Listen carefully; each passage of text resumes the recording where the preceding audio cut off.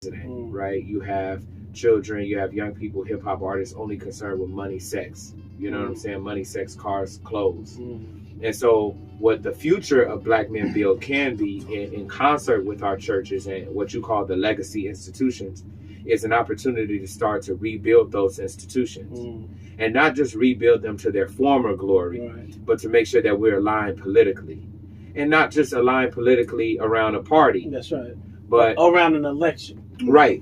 But to say that actually our liberation can't be in the same world with capitalism, can't be in the same world with patriarchy, definitely cannot exist with white supremacy. And so we are, you know, as we talked about Jesus, right? We are the enemies of empire. That's right. That's what Jesus was. We are the enemies of empire.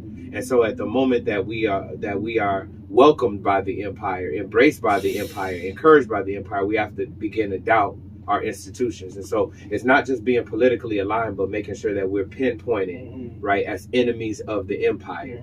And that requires a whole bunch of, you know, hard conversations between people. And it requires, you know, everybody, we all won't go. No, we all won't go. And the reality is this, you know, there's never been a time when everybody went. Never. Never. You know, not even to heaven. No, man. Look, I was trying to move to be a universalist, you know, where everybody's going, and then Donald Trump won. And I said, somebody got to go to hell. Yeah, right. Somebody got to bust that joint wide open, man. You understand? You got to talk to Bishop Carlton Pearson, man. I was trying to go with him, because, you know, I was like, you know, man, you know, people depend on how you come to the faith. You know what I'm saying? I just was really, then Dr. Trump won. I said, nah. Everybody somebody got to go to hell. Dog. Yeah, I mean, hell expanding its borders. That's what they say. So, well, tell us how to be connected with y'all, Ace. I mean, this is a righteous effort. I'm, you know, not saying that just because I'm on, you know, one of the advisory boards or whatnot of this effort. It's on all the advisory Dream defenders. Look, I am a fan of the young people, you know, who have, they didn't get nothing out of this, you know what I'm saying? Like, people read all these crazy articles about how these young folks are enriching themselves and they wake up every day just to, you know, get a adrenaline high to get your head cracked by the cops. And, you know, the young people I've met in the last 10 years or so, man, are not personally profiting off of resistance work. You know, they doing it because they love Black people. They love oppressed and marginalized people. And so whenever I can, you know, be a little bit of a help, I say yes when they ask. And that's why I'm on 10 advisory boards and don't advise not one of them. But hey, tell us how do folks support Black Men, particularly the churches? Because the Black Church Rocks bus tour, there are probably, I'd say, at least, 2,500 pastors that have tapped in with us over the last 18 months. Wow.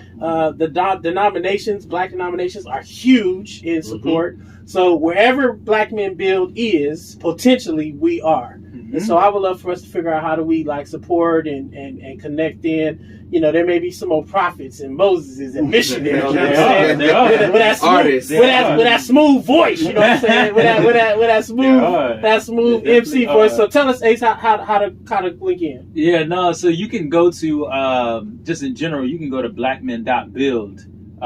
Which is our website, www.blackmen.build, and check out our website. On there, we have our values pledge. We have both of our issues of Wartime. The Black Men Survival Guide was our first issue of Wartime. Wartime is like our quarterly magazine that we release that speaks to Black men in a very plain way that brothers can understand so that they can get the political education they need about the world that's going on around them. Nice. The second magazine that we just released was just our second issue of Wartime that's out now, is circulating. And that's talking specifically about the political moment we're in right now. Having a real conversation about both of the parties, about the elections, and having just a conversation about how Black men and how we're feeling about the election at this moment, right? So once again, the website, blackmen.build. You can check us out on any social medias, Black Men Build, on any social medias, that's Facebook, Twitter, Instagram. You can check us out in the streets. Right now, we're in the streets in St. Louis, we're in Atlanta, we're in Miami, we're in Milwaukee. We're in Houston. We're in New Orleans. New Orleans. New Orleans. Yes. Okay. And we coming to a bay near you, baby. Oh yeah, we are. And we're looking for any brothers that are willing to get down, willing to sign that values pledge, and really want to tap in with brothers that want to support each other, and come together for the best, to build the best future for Black people, right? And that's one thing about Black Men Build, that we're not an organization that's essentially just an empowerment organization for Black men. We're an organization that wants to empower Black men to empower Black people, right? And that's very important that people understand, right? Because there's a different set of folks that just want to dig in on the identity of masculinity and try to bring Black men back to a place that is similar to where white men are. That's not what we want, right? We believe that Black men... Y'all not reaching for whiteness. No, we're not. No. We believe that Black men need to be strong for Black people, Good right? deal. And it's really important that folks understand that. Man, So, the check next us out. podcast I do with y'all is how do Black men be strong for Black people?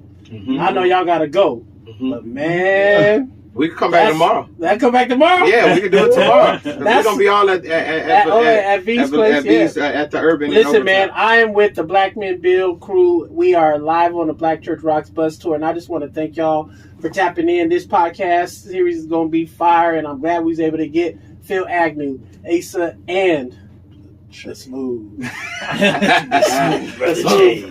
prophet Moses.